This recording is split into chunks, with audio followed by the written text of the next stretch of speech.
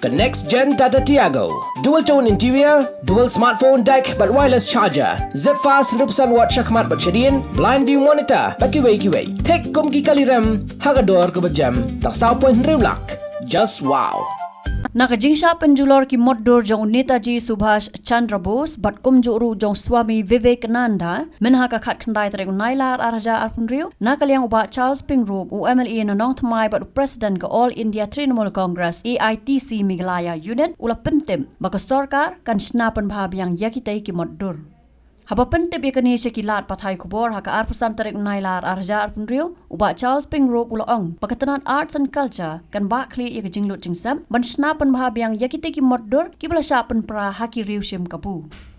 No, first of all, let us condemn this tragic incident where the bust of Netaji Subhash Chandra Bose was, vandalized, and so was the statue of Swami Vivekananda. That has to be condemned in terms. But what we have to realize is what made them do that. That's the point. What made them do that?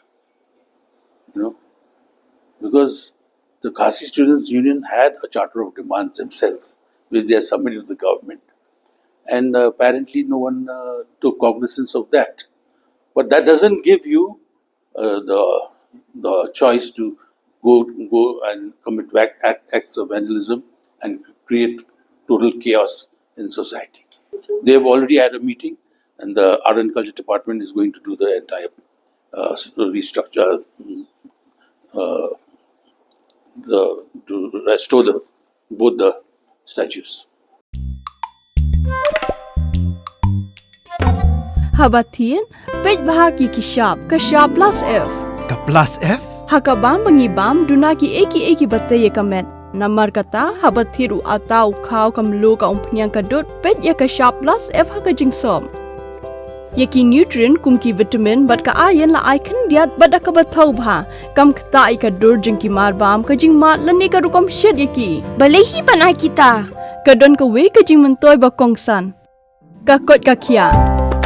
Ka nutrition bakam bha ka jing im bakam bha pendon kam daki mar ba medon ka sharp plus F menta kasni Lawan Ra Shapi Lingba ko office jong Commissionerate of Food Safety Meghalaya